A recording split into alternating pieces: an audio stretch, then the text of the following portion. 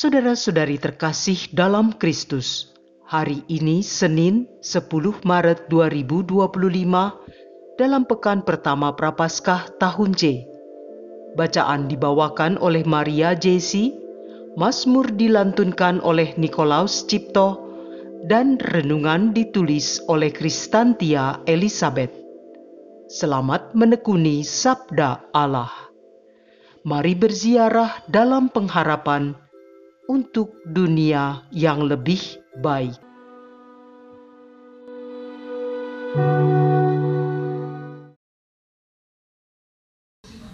Dalam nama Bapa dan Putra dan Roh Kudus. Amin. Ya Bapa yang Maha Kudus, pada hari ini kami mau mengucap syukur dan berterima kasih kepadamu karena telah memberkati kami, menyertai kami, dan memelihara kami di sepanjang hari-hari yang telah kami lalui. Bapa, kami mengucap syukur juga karena kali ini kami boleh Kau berikan kesehatan sehingga kami bisa duduk dalam hening untuk mendengarkan firman-Mu.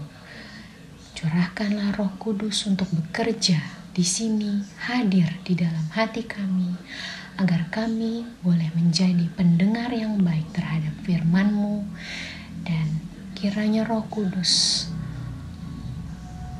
memberikan kami pengertian terhadap apa yang akan Engkau firmankan, supaya kami nanti boleh melaksanakannya seturut kehendak-Mu. Demi Kristus Tuhan dan pengantara kami. Amin. Bacaan dari Kitab Imamat, bab 19 ayat 1-2 dan 11-18. Tuhan berfirman kepada Musa, "Berbicaralah kepada segenap jemaah Israel dan katakan kepada mereka, Kuduslah kamu, sebab Aku Tuhan Allahmu kudus. Janganlah kamu mencuri, janganlah kamu berbohong, dan janganlah berdusta seorang kepada sesamanya.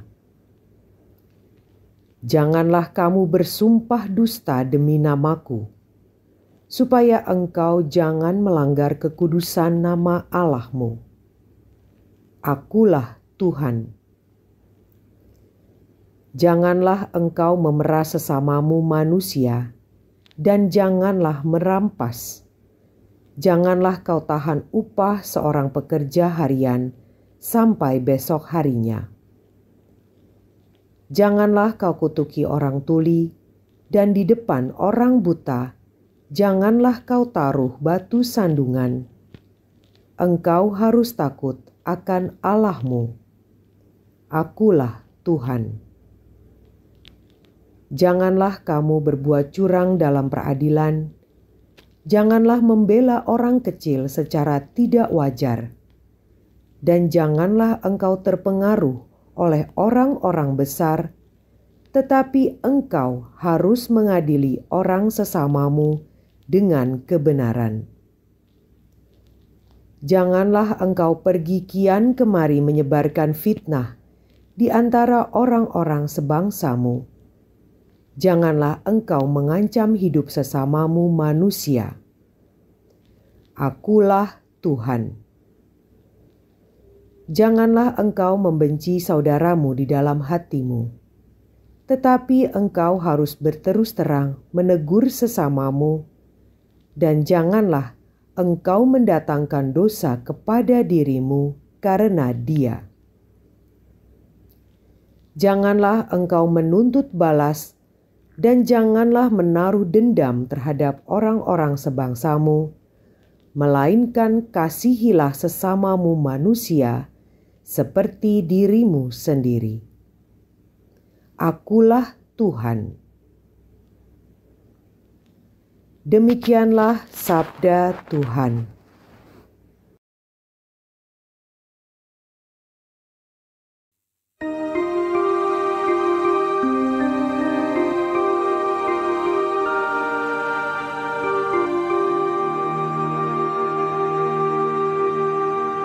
Sabdamu ya Tuhan adalah roh dan kehidupan.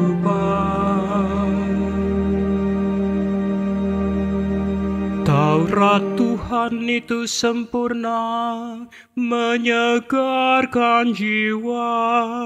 Peraturan Tuhan itu teguh, memberikan hikmat kepada orang bersahaja. Titah Tuhan itu tepat, menyukakan hati. Perintah Tuhan itu murni, membuat mata ceria. Sabdamu ya Tuhan adalah roh dan kehidupan.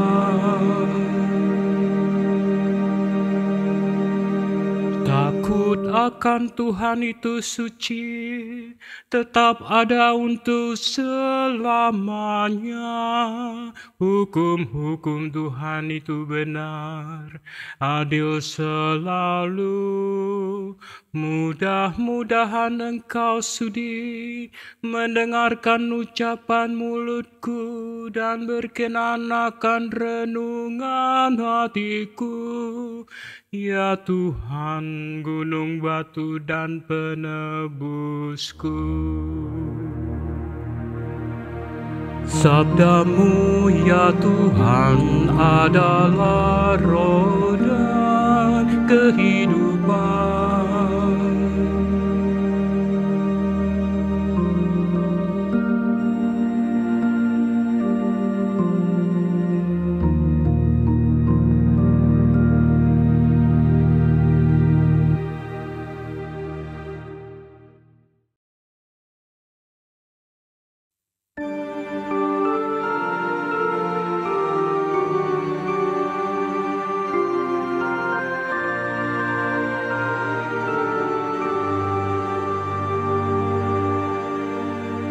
Terpujilah Kristus Tuhan, Raja mulia dan kekal.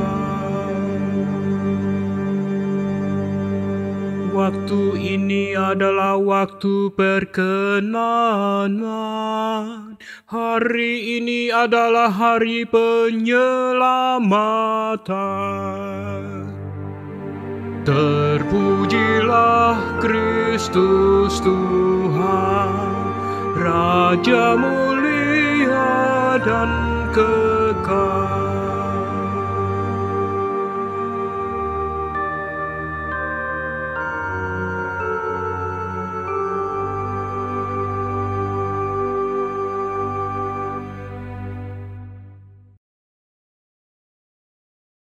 Inilah Injil suci menurut Matius, bab 25 ayat 31 sampai 46.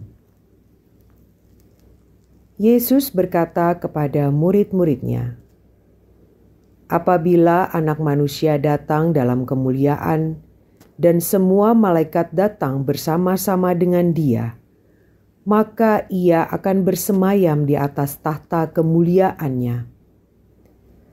Lalu semua bangsa akan dikumpulkan di hadapannya, dan Ia akan memisahkan mereka seorang daripada seorang, sama seperti gembala memisahkan domba dari kambing.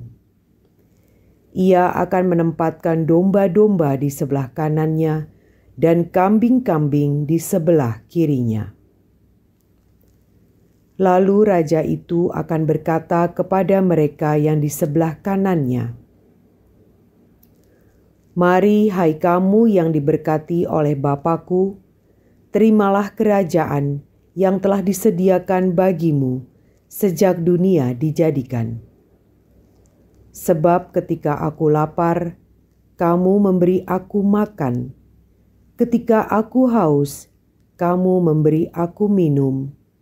Ketika aku seorang asing, kamu memberi aku tumpangan. Ketika aku telanjang, kamu memberi aku pakaian. Ketika aku sakit, kamu melawat aku. Ketika aku di dalam penjara, kamu mengunjungi aku. Maka orang-orang benar itu akan bertanya kepadanya, Tuhan, bila manakah kami melihat Engkau lapar dan kami memberi Engkau makan, atau haus dan kami memberi Engkau minum? Bila manakah kami melihat Engkau sebagai orang asing dan kami memberi Engkau tumpangan, atau telanjang dan kami memberi Engkau pakaian? Bila manakah kami melihat Engkau sakit atau dalam penjara dan kami mengunjungi Engkau? Maka raja itu akan menjawab mereka,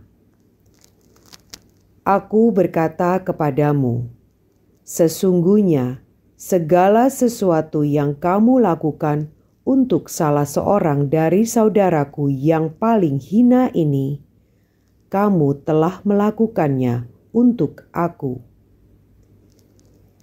Dan ia berkata juga kepada mereka yang di sebelah kirinya, Enyahlah dari hadapanku, hai kamu orang-orang terkutuk. Enyahlah ke dalam api yang kekal, yang telah disediakan untuk iblis dan malaikat-malaikatnya. Sebab ketika aku lapar, kamu tidak memberi aku makan. Ketika aku haus, kamu tidak memberi aku minum. Ketika aku orang asing, kamu tidak memberi aku tumpangan. Ketika aku telanjang, kamu tidak memberi aku pakaian. Ketika aku sakit dan dalam penjara, kamu tidak melawat aku. Lalu mereka pun akan bertanya kepadanya, Tuhan, bila manakah kami melihat Engkau lapar, atau haus, atau sebagai orang asing, atau telanjang, atau sakit, atau dalam penjara, dan kami tidak melayani Engkau? Maka ia akan menjawab mereka, Aku berkata kepadamu, sesungguhnya segala sesuatu yang tidak kamu lakukan untuk salah seorang dari saudaraku yang paling hina ini, kamu tidak melakukannya juga untuk aku. Dan mereka ini akan masuk ke tempat siksaan yang kekal, tetapi orang benar masuk ke dalam hidup yang kekal. Demikianlah sabda Tuhan.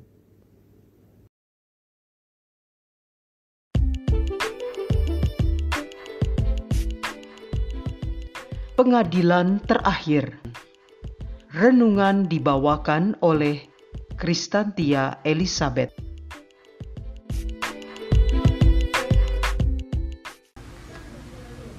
Bagi orang-orang yang percaya akan Yesus, pengadilan terakhir bukanlah sesuatu yang menakutkan, sebab Dia memberikan panduan tentang sikap dan perilaku yang berguna bagi keselamatan kita. Patokannya adalah hukum cinta kasih. Dalam keseharian kita, tidaklah sulit menemukan orang yang lapar, haus, tunawisma, pesakitan, dan wajah-wajah lain yang membutuhkan perhatian dan kasih. Apakah kita melihat wajah Yesus dalam wajah-wajah mereka?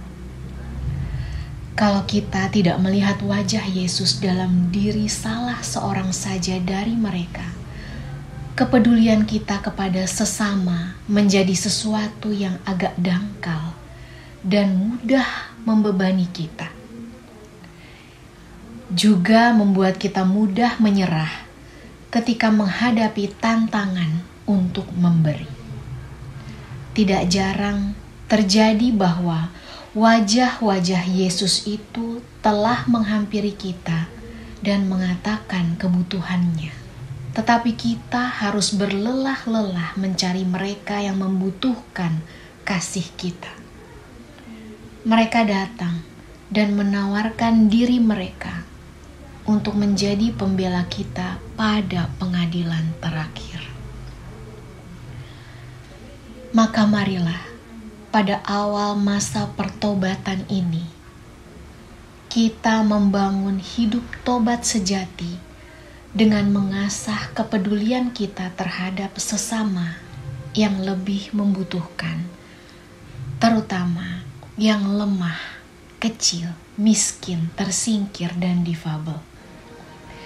Dengan kepekaan hidup yang terasah dan tertata itu, maka mungkinlah bagi kita memaksimalkan setiap kesempatan untuk berbuat baik, mengulurkan kasih kita kepada siapapun yang lebih membutuhkan, dan memerangi setiap egoisme dan ketamakan dalam diri kita sendiri.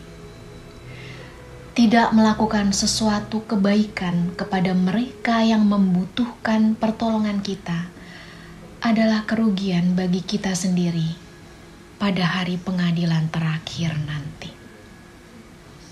Yesus memberikan dasar yang lebih dalam. Sesungguhnya, segala sesuatu yang kamu lakukan untuk salah seorang dari saudaraku yang paling hina ini, kamu telah melakukannya untuk aku. Matius 25 ayat 40. Pertama, perbuatan kita kepada sesama adalah tindakan kita kepada Allah sendiri. Kedua, sesama kita menjadi kehadiran Tuhan Yesus Kristus sendiri. Dalam diri sesama kita, khususnya mereka yang kecil, miskin, lemah, tersingkir, dan difabel, hadirlah Yesus Kristus, Tuhan kita. Ya Allah Bapa yang Maha Baik, berilah aku hati yang peka terhadap sesama yang membutuhkan pertolonganku, dan mampukanlah aku dengan kekuatan rahmat-Mu untuk memandang wajah putra-Mu yang hadir dalam diri mereka. Demi Kristus Tuhan dan Juru Selamat kami. Amin. Dalam nama Bapa dan Putra dan Roh Kudus. Amin.